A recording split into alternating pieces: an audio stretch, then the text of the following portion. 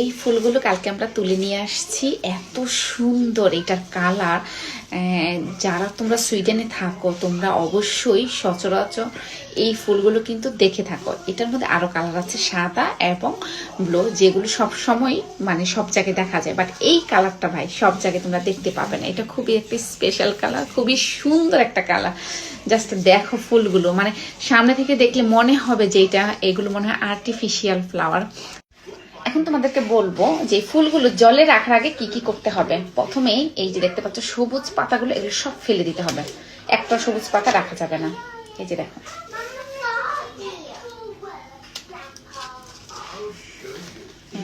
যেদিকে যেদিকে সবুজ পাতা আছে সবগুলো আমি কেটে ফেলে দিব আগে।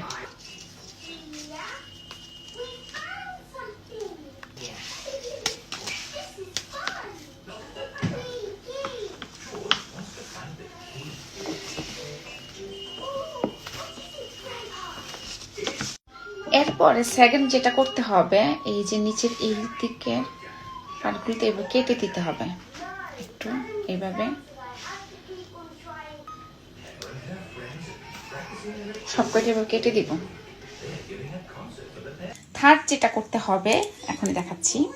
এরকম একটা পুঁতা নিবে, এরকম একটা পুঁতা নিবে, নিয়ে সেটা ভালো করে নিচের সাইডটা এভাবে ছেঁচা দিবে। চেঁচে দিলাম নিচের দিক থেকে, একটু ভাঙা ভাঙা করে দিছি এই পুঁতার সাহায্যে। তো এটা করলে কি হয় যে যখন জলের মধ্যে রাখবো তো ওরা খুব সহজে জলটা চুষে দিতে পারবে, তা না হলে কিন্তু ওরা জল চুষতে পারে না। আর একদিনের ভেতর কিন্তু এগুলো অনেকটা নুয়ে যায় এবং নষ্ট হয়ে যায় ফুলগুলো, তো খুব কষ্ট লাগে। গাছ থেকে পেরে নিয়ে আসছি, ফুলগুলো নষ্ট হয়ে গেছে। অনেক বেশি করে ঠান্ডা জল নিয়ে আসছি। এখন এইগুলোকে আমি এখন দিয়ে দিব। এই যে ফ্লাওয়ার বেশি রেখে দিতেছি। এখন এইগুলো অনেক দিন থাকবে। এই যে দেখো কি সুন্দর। এই ফুলগুলোর নাম সুইডিশে বলে সিরিয়ান।